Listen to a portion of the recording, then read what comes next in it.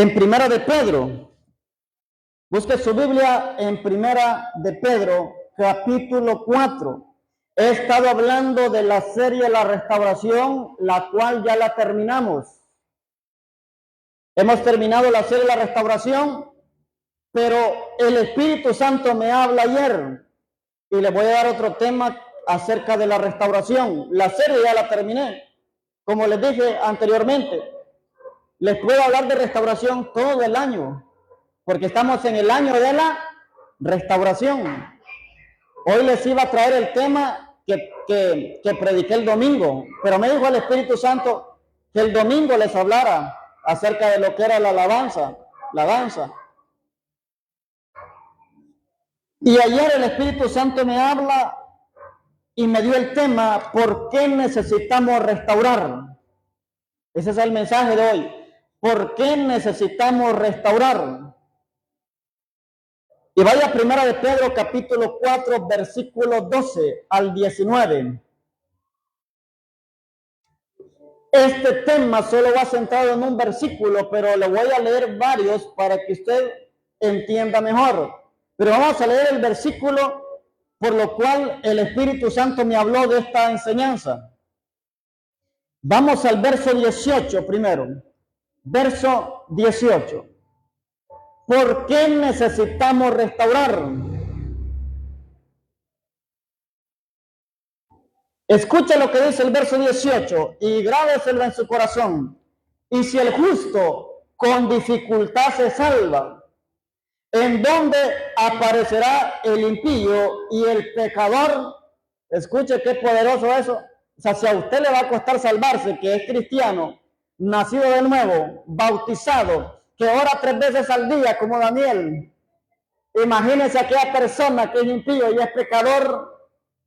No quiere decir que usted no falla, no quiere decir que usted no peca, no quiere decir que usted no se enoja, pero el cristiano conoce la luz y conoce el camino y se puede conectar de nuevo a través del perdón, a través del arrepentimiento instantáneo. Pero el apóstol Pedro dice que si los justos se van a salvar, pero con dificultad, entonces ¿dónde quedaría el impío y el pecador? Entonces este es el verso central de esta enseñanza. ¿Por qué necesitamos restaurar? Va a ir aprendiendo en el trayecto de este tiempo. Ahora vamos al versículo 12. El versículo 12 le dice, amados, no os sorprendáis del fuego de ¿qué? De prueba, que os ha sobrevenido. Usted no tiene prueba, está todo tranquilo. Pero dice que aquí en cualquier momento ha venido el fuego de la prueba, que os ha sobrevenido como si alguna cosa extraña os aconteciese. El apóstol dice aquí que las pruebas de fuego no son cosas extrañas, son cosas normales en la vida del cristiano. Los ataques del diablo son cosas normales en la vida del cristiano. Los problemas en el hogar, los problemas financieros, los problemas físicos son normales en el cristiano. Ahora, ¿por qué? Porque el diablo siempre se va a levantar contra aquel que quiera agradar a Dios con el propósito de que lo desagrade. En el momento que usted duda, desagrada a Dios. En el momento que usted razona, desagrada a Dios. ¿Por qué? Porque Hebreos capítulo 11, verso 6 le dice a usted que sin fe es imposible agradar a Dios. ¿Cómo desagradar a Dios? Dudando de la palabra, dudando de las promesas. Pero dice aquí que el fuego de la prueba no es cosa extraña, debe ser común. Pero no es común que esté todo el tiempo en prueba, porque hay pruebas que vienen del Señor. Hay ataques que vienen de Satanás, pero hay otras que vienen porque usted se los buscó, porque usted anda buscando. Entonces hay que discernir de dónde viene la prueba.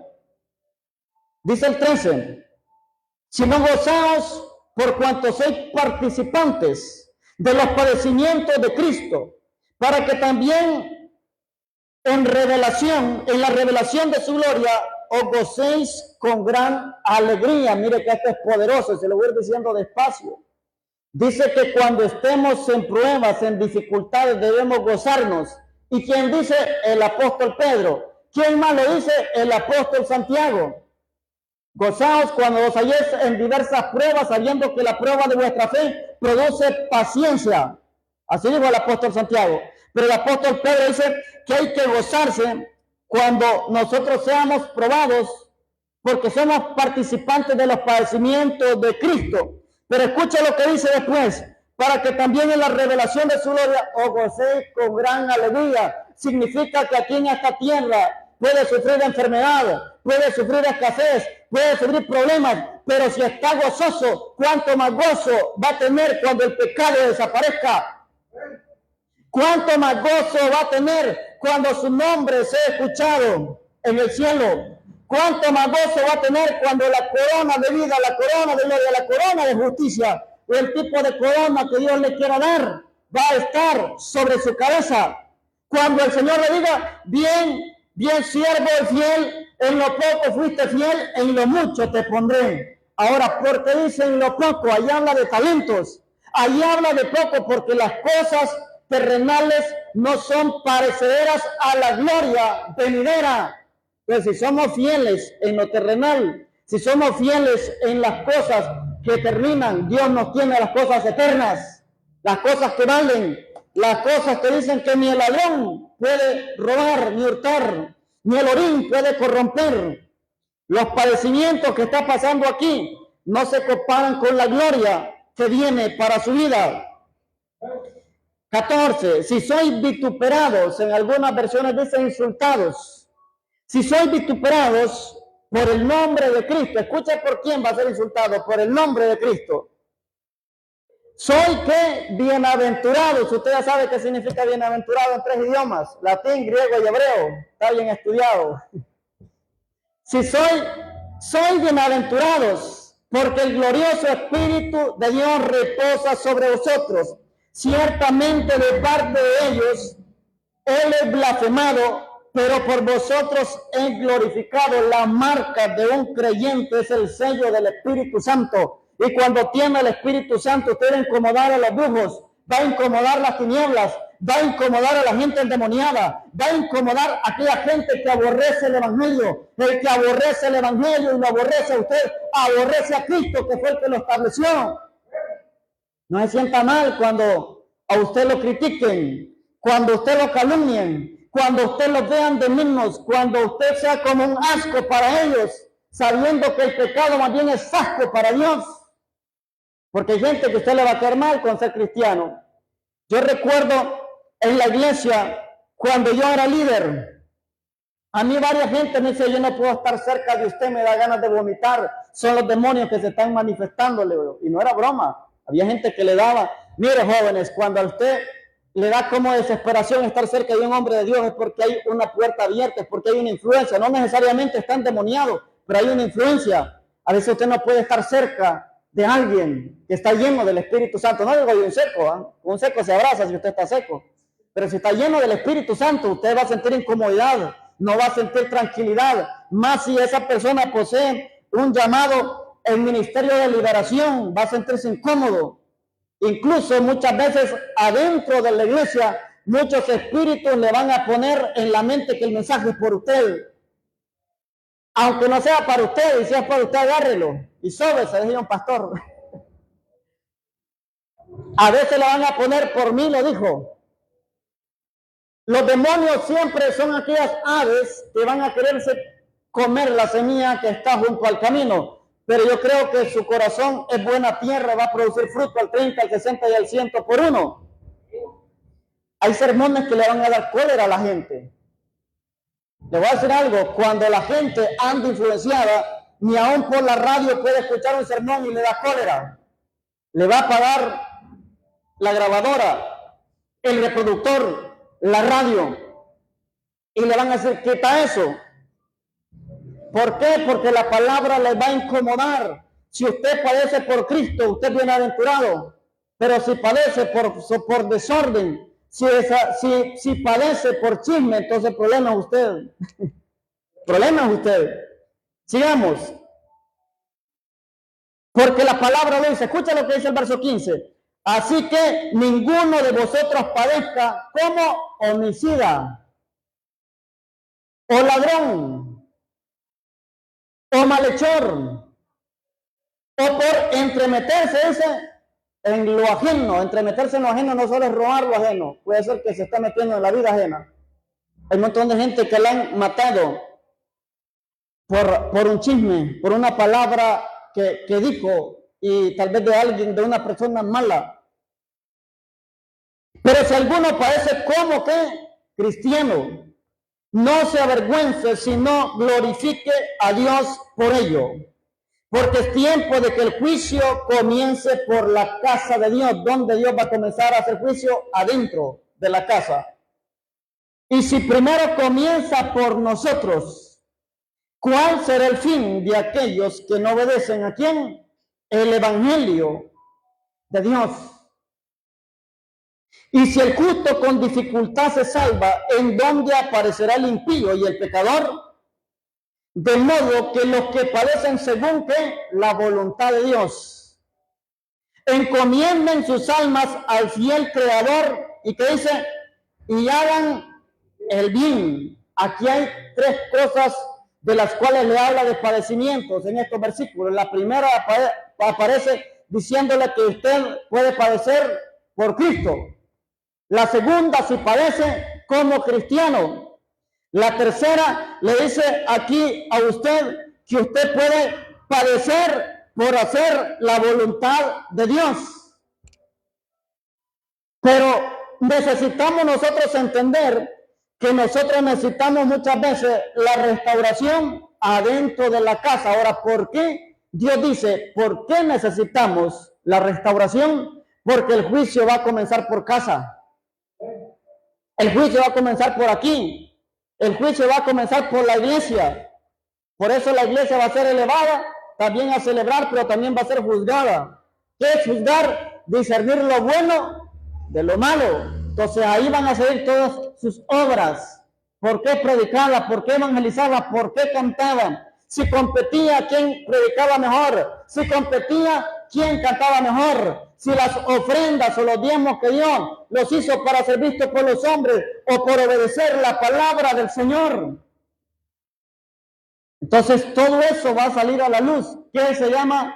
¿Cómo se llama eso? Las intenciones del corazón. Yo aquí no puedo saber las intenciones del corazón a menos de que Dios me las revele. Algunas veces me las ha revelado. Pero el que lo sabe todo se llama Dios. Quien lo revela todo se llama el Espíritu Santo. Pero en el tribunal de Cristo las intenciones mías van a salir a la luz. En el tribunal de Cristo las intenciones suyas van a salir a la luz. ¿Por qué viajabas a predicar? ¿Por las ofrendas o por amor a las almas? Hay muchos evangelistas que han de un lado a otro. Yo conocí unos que decían, vamos a tal lado porque ahí cae más. Los conocí yo. Y se peleaban los lugares. Tenía que mañanearle uno porque si llegaba primero después recogía menos. Siempre predicar en la mañana porque en la tarde se recoge menos. Tenían que pelear lugares, tenían que pelear estrategias. Conocí otros que eran un grupo, un dúo. Uno tocaba piano y cantaba las alabanzas y el otro predicaba. Daban ofrendas. La Biblia dice que el que predica el evangelio viva del evangelio. No es pecado si la gente voluntariamente lleva. El problema sería la intención del corazón. ¿Por qué voy? ¿Qué me motiva a ir? Lo que sí sé es que el que le sirve a Dios no se va a morir del hambre.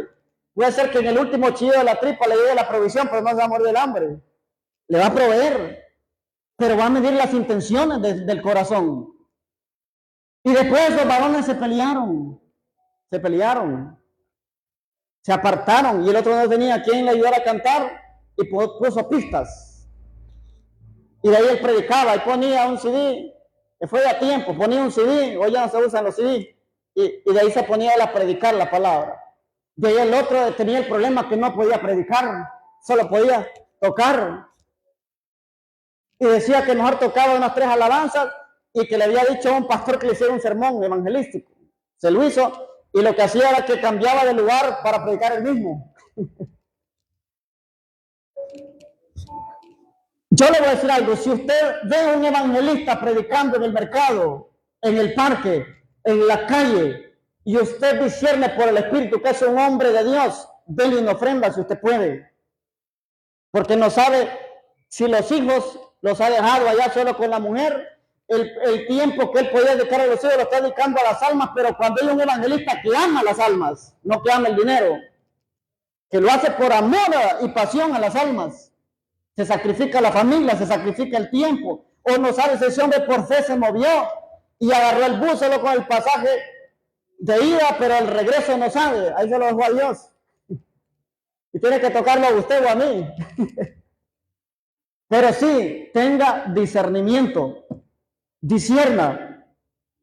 El juicio tiene que comenzar adentro de la casa. Ahora, ¿por qué? Porque son los que conocen más la palabra, son los que saben con más claridad lo bueno y lo malo, son los atalayas que anuncian la palabra, pero el atalaya también debe vivir esa palabra. El juicio comenzará adentro, por eso necesitamos restaurar. Pero también le voy a dar 3 puntos importantes por los cuales nosotros necesitamos restaurar. Es necesario que el cristiano sea aprobado en diversas áreas. Yo no sé en cuántas áreas ha sido aprobado usted. La prueba demuestra aprobación o reprobación.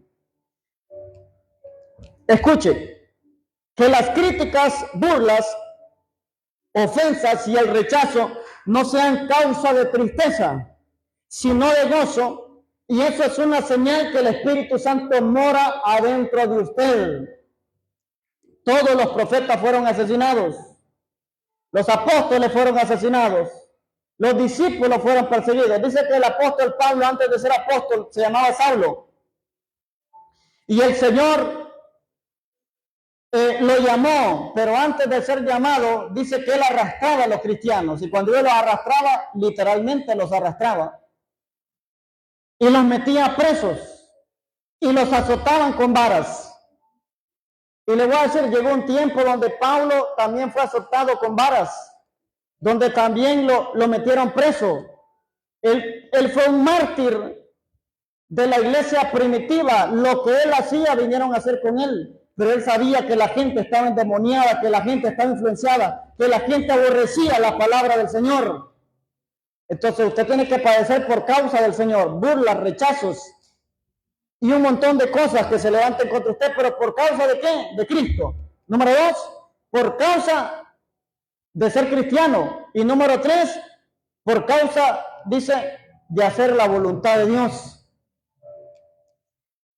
El padecimiento debe ser a causa del reino de Cristo, de su evangelio, no por causa de un mal testimonio. Escuche, no por causa de un mal testimonio, de desorden o de vivir en pecado.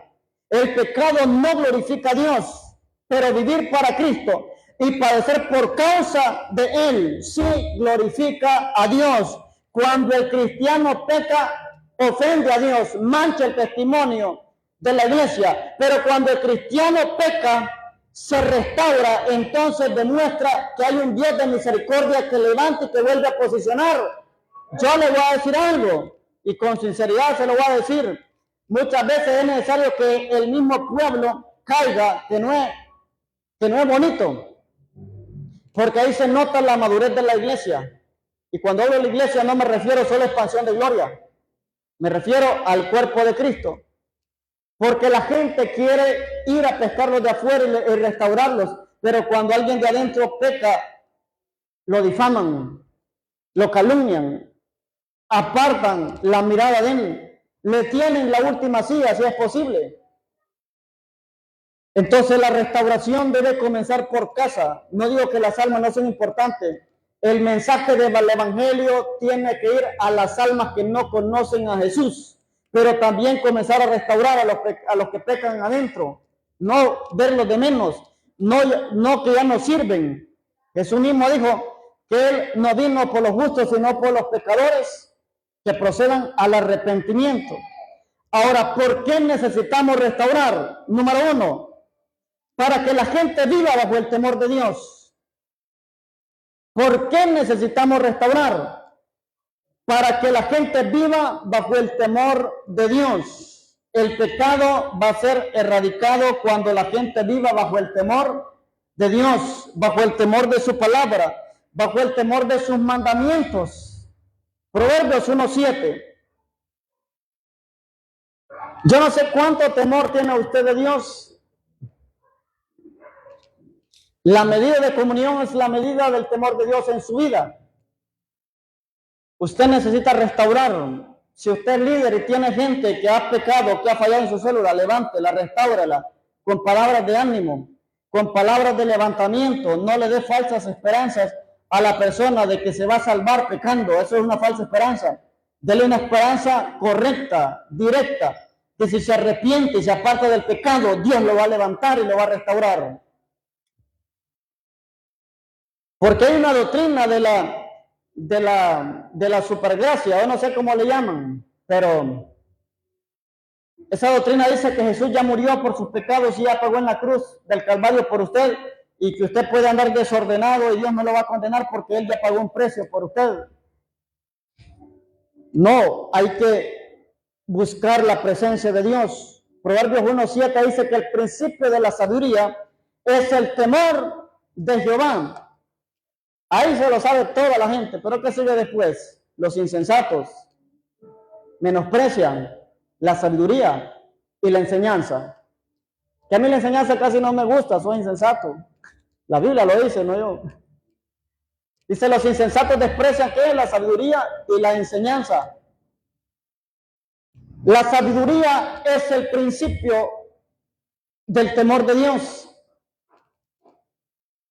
El temor de Dios tiene que estar en el corazón. La sabiduría pura es el temor de Jehová, porque también el apóstol Santiago dice que hay una sabiduría diabólica.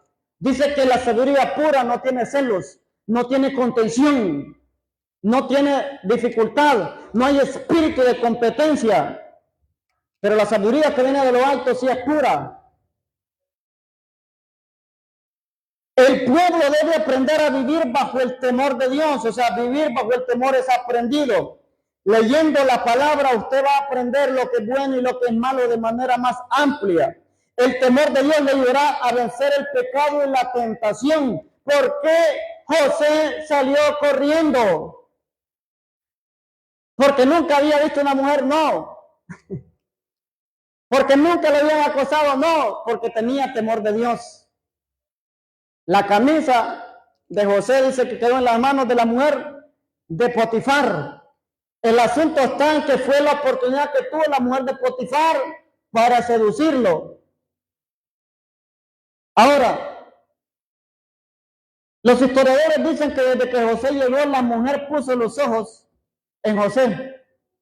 Y en ese momento tuvo la oportunidad. Incluso José dijo que no podía hacerle grande mal a Jehová ni a su jefe. Por eso fue respaldado José.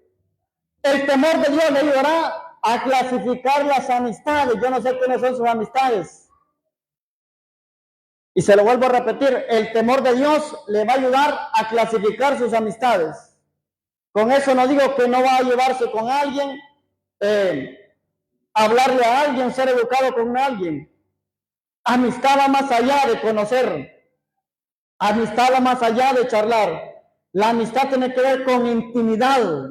Cuando usted lo conoce muy bien, cuando usted le conocen todas sus virtudes y todos sus defectos y abiertamente habla cosas que no con cualquiera las va a hablar abiertamente. Entonces, el temor de Dios le va a ayudar a clasificar bien las amistades. Cuando usted le dice que tiene problemas matrimoniales a otro varón, le va a decir, orá, ayuná. Pero si le dice un hueso seco, deje esa puercada, le va a decir. Ese es el consejo que le van a dar. Si mujeres sobran, si hombres sobran, hombres mejores que el suyo hay, mujeres mejor que la suya hay. Ese es el consejo que le van a dar. Entonces, no van a hablar conforme a la palabra ni conforme al espíritu, le van a dar consejos conforme a sus deseos, conforme a la carne. El temor de Dios le va a ayudar a usted a no hacer negocios ilícitos ni fraude.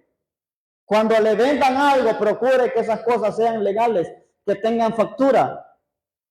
Y si no tienen factura, porque ya son viejas, pero que la persona de testimonio que es una persona que nunca ha andado robando. Yo he conocido cristianos que le consigan un celularcito ahí. A alguien que le gusta robar celulares, consigamos un celularcito ahí. Voy a llevar un vacío. O si le andan vendiendo láminas viejas, procure que sea alguien que de verdad cambió el techo o que se las regalaron a la persona que ya no las necesita, las anda revendiendo. Pero la gente camina marihuaneada con olor a cerveza y vendiendo cosas. Esta es una ganga, dice usted. Tenga cuidado, puede quedar avergonzado. De ahí le va a estar terminando de esclavarlas y regresarlas. Perdió las láminas y perdió el dinero.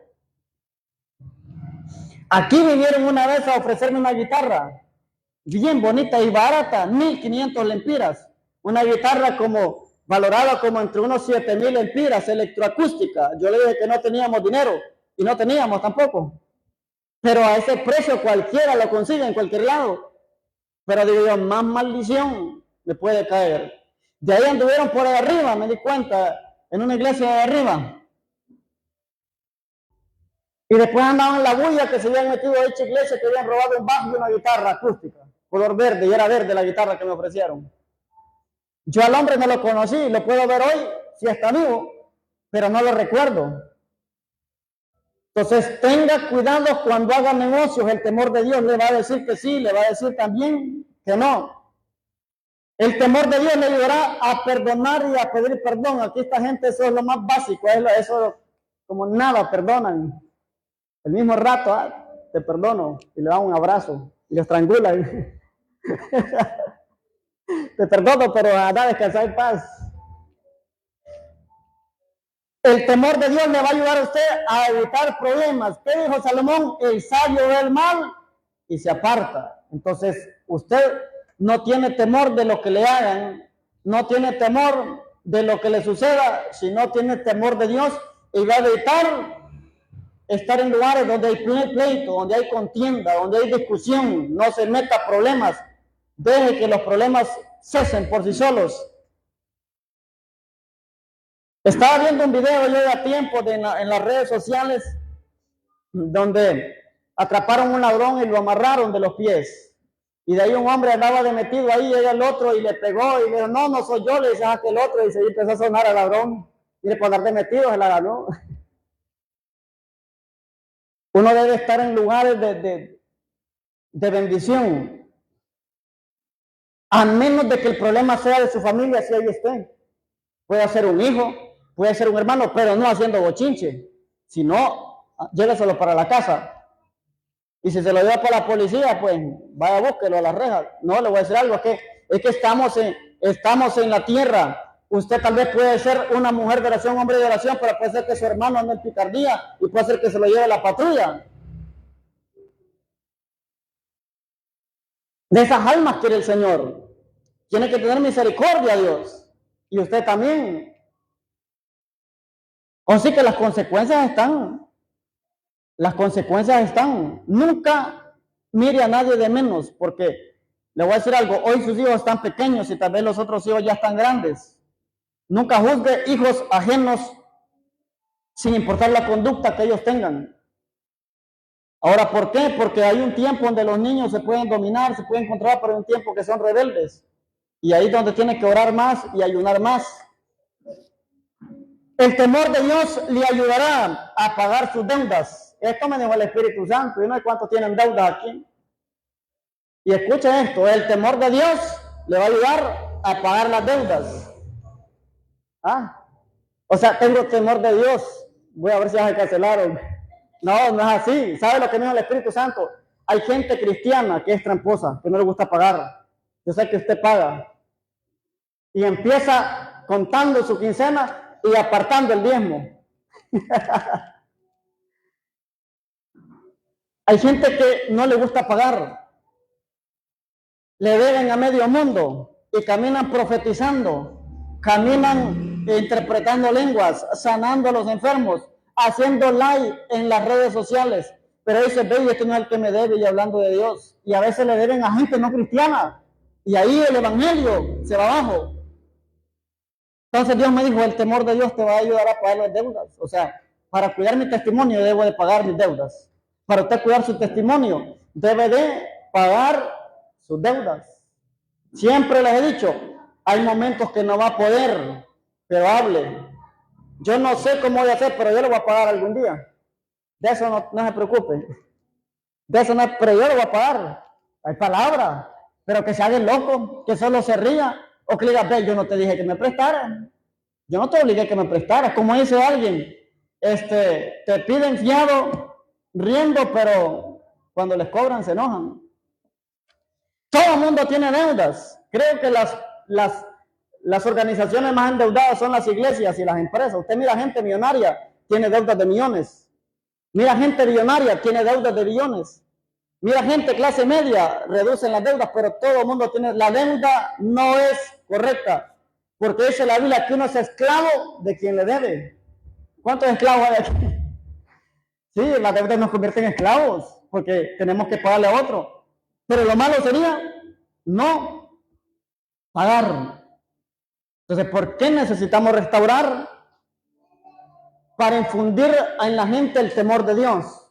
Número 2, para que la gente viva en santidad. Para que la gente viva en santidad.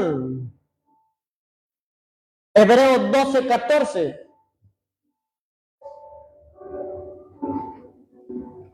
Para que la gente viva en santidad. ¿Por qué debo restaurar a la gente? Para que vuelvas a la santidad, para que vuelvas al primer amor, para que vuelvas a tener paz con Dios, para que vuelvas a tener paz en tu corazón y para que vuelvas a tener paz con tu prójimo.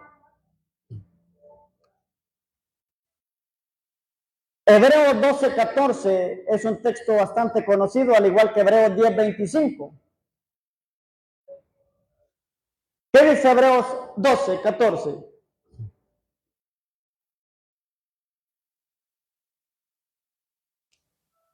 Entonces dice, seguir la paz. En otro dice, buscar la paz. Seguir la paz, dice, con todos. Y la santidad, sin la cual nadie verá al Señor. ¿Por qué habla primero de la paz? Porque la gente que no tiene paz tiene un problema emocional, un problema en el corazón. Y la ausencia de paz, hay pecado. En la ausencia de paz, hay desorden emocional. Por eso dice seguir la paz y después dice la santidad. Una persona sin paz es una persona sin santidad. Yo no sé si usted tiene paz. Mire que las deudas a uno le quitan la paz. Pero usted debe de confiar que Dios es fiel y lo va a ayudar. Porque la duda es pecado. La incredulidad es pecado. O sea, si yo desconfío en las promesas del Señor, yo estoy pecando delante de Dios. Dice la Biblia que el pueblo de Israel no entró por su incredulidad. Porque tentaron contra Dios, porque murmuraron contra Dios y contra Moisés. Entonces, la falta de paz refleja que falta vivir en santidad. La santidad, escuchen lo que me dijo el Espíritu Santo, la santidad demuestra al Dios que usted está sirviendo. Yo soy cristiano, dice, pero bien como impíos. Entonces, ¿a qué Dios está sirviendo? Dice la Biblia, sé santos porque yo soy santo. Entonces, ¿usted va a reflejar a quién? A Jesús. Entonces, su estilo de vida demuestra al Dios que usted sirve. Si no lo está reflejando como tal, entonces le falta el primer punto, el temor de Dios. Porque el temor de Dios lo lleva al segundo, que es la santidad. La santidad se refleja en sus decisiones. ¿Qué está decidiendo últimamente usted? Cuando usted decide, ahí se refleja su santidad. La santidad se refleja también en las cosas que voy a decidir, dónde voy a vivir, cómo me voy a vestir, con quién voy a aliarme, con quién voy a hacer amistad. Eso refleja su santidad. No digo que no le hable a la gente de Cristo. Jesucristo rompió los esquemas y los estereotipos de los profetas del Antiguo Testamento. Usted no va a ver a profetas del Antiguo Testamento cerca de gente pecadora, solo llevaban el mensaje. No van a ver a Jonás en medio del pueblo, llevaban el mensaje. Que se arrepintieran, caminaban entre el pueblo, pero no tenían mucha comunión, pero siempre dan un mensaje de qué? de arrepentimiento para que se volvieran a Jehová. De ahí los profetas solo pasaban en el monte, solo pasaban en el secreto. Cuando Dios les hablaba, iban a soltar el mensaje. Pero Jesús rompió ese molde y empezó a comer con borrachos, empezó a comer con cobradores de impuestos. ¿Saben qué eran los cobradores de impuestos para los israelitas? Estafadores, que se robaban, que cobraban de más y que ellos agarraban una parte y la otra parte para el gobierno. Eran los publicanos. Jesús iba y comía en las casas de los pecadores, de los borrachos. Entonces rompió el estereotipo del profeta del Antiguo Testamento, porque Jesús venía a representar a Dios en la tierra, el amor y la misericordia, y no había mejor manera que demostrar el amor viviendo entre la gente, comiendo entre la gente, hablando entre la gente. Pero algo le ocurrió a Jesús. Él nunca se contaminó, no porque era Dios, él también fue hombre.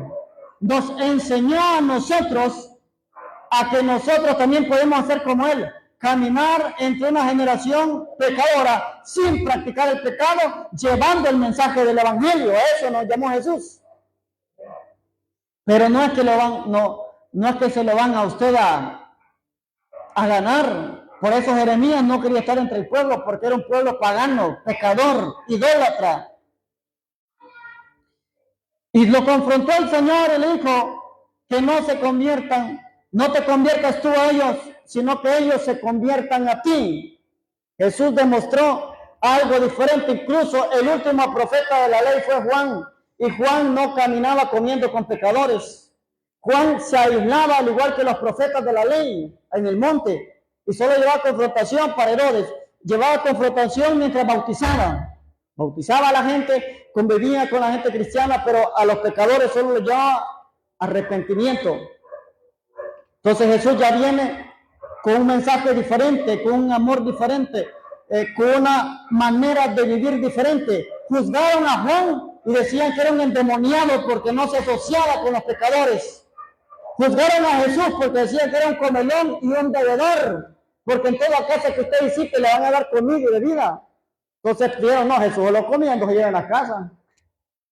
Jesús solo bebiendo se lleva en la casa. Jesús anduvo entre pecadores, pero siempre manejó su estándar de santidad. La santidad se refleja en su carácter. ¿Cómo está su santidad? Dice que la santidad se refleja en su carácter. ¿Cómo es su carácter? Cuando está bajo presión, cuando las deudas se acumulan, cuando salgo tarde del trabajo, cuando le dicen hay que hacer una hora más, hay que hacer 2 habitaciones más. Le dijo al ayudante que hiciera 4 paladas de mezcla y hizo media bolsa de cemento. ¿Cómo reacciona usted? Como me decía a mí el jefe, solo terminan eso y se van. Faltaban días para las 5. Nosotros salíamos a las 5. Y el trabajo que nos decía que terminaba para que fuéramos era de 2 horas y media. Solo se iba el jefe y decía el otro carpintero. Empezaba a enrollar máquinas y a meterlas en el cajón. Y decía, mañana es otro día.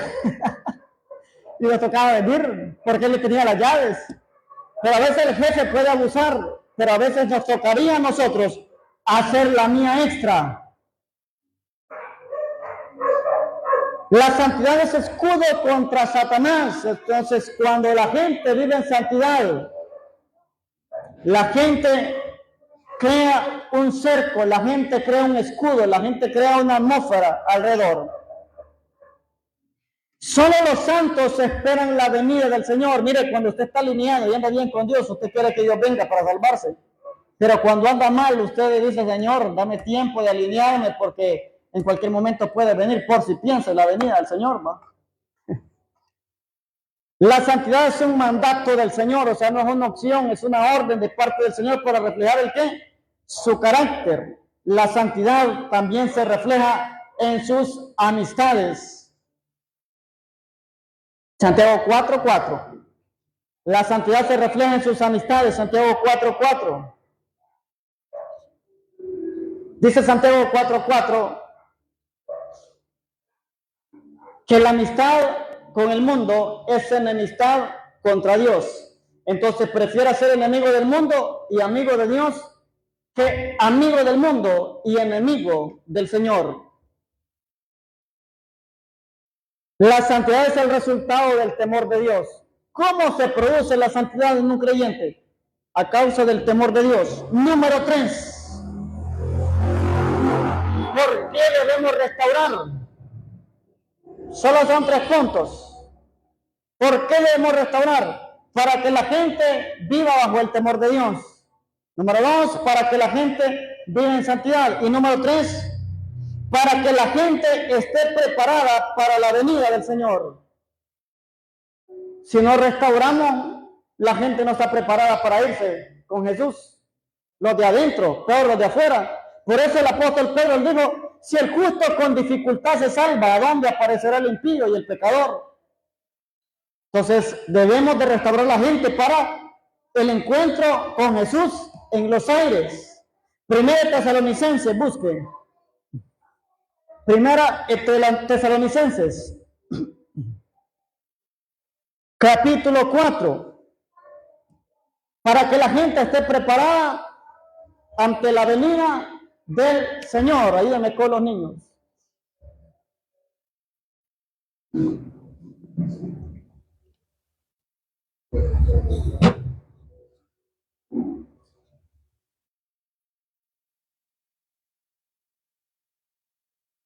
Tres puntos importantes. ¿Para qué debo restaurar? El primero es para que la gente viva bajo el temor de Dios. Eso le evitará pecar. Número 2, para que la gente viva en santidad. Seguir la paz y la santidad sin la cual nadie verá al Señor. Y número 3, para que la gente esté preparada para la venida del Señor. Primera Tesalonicenses 4, 16 y 17. Dice el 16. Porque el Señor mismo, o sea Jesús, con voz de mando, con voz de arcángel y con trompeta de Dios, descenderá del cielo. Y los muertos en Cristo resucitarán primero. Luego nosotros los que vivimos, los que hayamos quedado, o sea, los que hayamos sido restaurados, seremos arrebatados juntamente con ellos en las nubes. ¿Con quiénes? Con los muertos resucitados. Para recibir al Señor, ¿a dónde? En el aire. Se llama el arrebatamiento. No es la segunda venida. En el aire. Y así estaremos siempre con el Señor. Entonces, estamos expectantes ante la venida del Señor en los aires. ¿Por qué dice el 16? Porque el Señor mismo con voz de mando, con voz de arcángel y con trompeta de Dios descenderá del cielo. Pero ahí dice la palabra descenderá del cielo. Ahora, ¿por qué? Porque para usted el cielo es lo que mira, las nubes. Ese es el primer cielo. Y cuando habla que descenderá del cielo, el Señor descenderá del tercer cielo al primer cielo, pero en las nubes. Se llama arrebatamiento, donde nadie lo va a ver. La segunda venida, por eso la gente confunde el arrebatamiento con la segunda venida. La segunda venida, dice Apocalipsis capítulo 1, que todo ojo le verá. ¿Por qué le va a ver todo ojo? Porque Él descenderá a la tierra juntamente con la iglesia. Entonces, obviamente, toda la tierra le verá, pero en el arrebatamiento no le verá nadie. Solo los que sean arrebatados, los muertos resucitados en la primera resurrección, y también los que estén vivos van a ser arrebatados en el aire. La iglesia debe estar preparada para el rapto o el arrebatamiento, por eso necesita ser restaurado. Si peque, confiese su pecado. Si peque, arrepiéntase. Si peque, busque a Dios. No sea parte de la iglesia.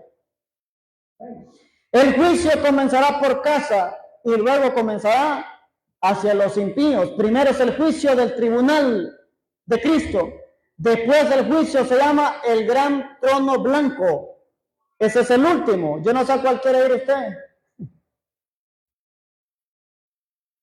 Todas las cosas que están siendo restauradas demuestran que el Señor está cerca. Dios ha estado en el transcurso de los años restaurando un montón de cosas que habían sido dañadas.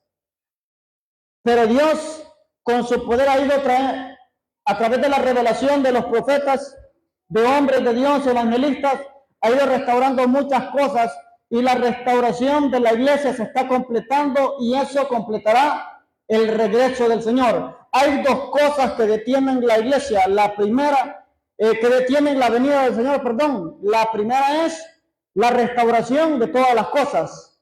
Y la segunda es que el mensaje del Evangelio debe ser predicado a todas las naciones. ¿Por qué el mensaje del Evangelio completo no ha llegado a todas las naciones? Porque falta que se restauren todas las cosas. Una vez restauradas todas las cosas, el Evangelio será predicado a todo el mundo, y entonces el Señor viene por usted, por mí. ¿Qué fue restaurada? Los 5 ministerios fueron restaurados. Los pastores, los maestros, los evangelistas, los profetas y los apóstoles. Hasta ahorita estamos viviendo vislumbres nosotros aquí de eso. El ministerio del profeta se restauró en el 80, el del apóstol en el 90. Nosotros hemos sido siendo atrasados, y hay otras naciones que van más avanzadas y otras que van más atrasadas. Entonces, en todas esas cosas, restaurando el ministerio del profeta, se restauró la alabanza profética, se restauró la danza profética, se restauró la intercesión profética, restaurando el oficio apostólico, se restauró la cobertura, la paternidad apostólica, las redes apostólicas, las coaliciones y un montón de cosas que en la Biblia están, pero que habían estado como escondidas y veladas por el pueblo. Cuando todo se restaure, la tierra, en la tierra el Señor viene. Busque Hechos capítulo 3. Hechos capítulo 3. Para que vea que con Biblia le estoy hablando. Porque no diga amén solo por decir amén. Lo que está escrito se le dice amén. Hechos 3. Versos 19 al 21. Dice: así que arrepentíos y convertíos para que sean borrados vuestros pecados, para que vengan de la presencia del Señor tiempos de refrigerio. Escucha lo que dice: y Él envía a Jesucristo, que os fue antes anunciado. Ahora escucha lo que dice el 21. A quien de cierto es necesario, que dice, que el cielo reciba. ¿A quién recibió en el cielo? A Jesús. ¿Cuándo? En Hechos capítulo 1. Es necesario que el cielo reciba. Pero escucha lo que dice después: hasta los tiempos de la restauración de todas las cosas, de que habló Dios por boca de sus santos profetas, que han sido desde tiempo antiguo. Entonces aquí ve que la mayoría de cosas se están restaurando. Incluso hay naciones donde los profetas no existen. Al diablo le conviene que los profetas no sean restaurados. Hay otros lugares donde creen que los apóstoles no existen. Al diablo le conviene que los 5 ministerios no estén restaurados, que trabajen separadamente, porque una también de las señales de los 5 ministerios es traer la unidad, no a la iglesia local, sino al cuerpo de Cristo. Y en eso trabaja el diablo. Si la unidad de una iglesia local cuesta, imagínense la del cuerpo. Cuando todo está restaurado, las multitudes vendrán a los pies de Cristo, porque eso atrajo a la gente. La comunión que había en la iglesia primitiva atrajo a la gente. Atrajo que la gente viniera a Jesús, que en los primeros sermones se convertían de 3,000 a 5,000 personas, por el amor, por la comunión y por la unidad que había en la iglesia. Veremos la restauración de almas más grande de la historia. No sé si usted lo cree, y se lo voy a repetir: veremos la restauración de almas más grandes de la historia. Entre más cerca esté la venida del Señor, la cosecha va a ser mayor, la cosecha va a ser más grande. Vienen tiempos de apostasía, escuchen, vienen tiempos de apostasía, pero también tiempos de fuego y avivamiento que levantará la cosecha en los últimos tiempos. O sea, va a haber falsos profetas, va a haber falsos apóstoles, va a haber falsos maestros, pero también va a haber avivamiento, va a haber fuego, va a haber presencia, van a haber milagros, y va a haber gente que va a venir a los pies de Cristo, aún hechiceros y brujos. Estamos en tiempos de restauración, y tiempos de restauración significan tiempos de preparación para la venida del Señor. Entonces la restauración no es algo fácil, no es algo sencillo, también es un anuncio publicitario que el Señor viene. La restauración de su alma, de todas las cosas, es un anuncio que el cielo está reteniendo a Jesús mientras se restaure todo. El Señor viene. ¿Cómo viene? Con voz de mando, con voz de arcángel y con trompeta de Dios. Póngase de pie. El Señor vendrá. Tres cosas importantes para restaurar, para que la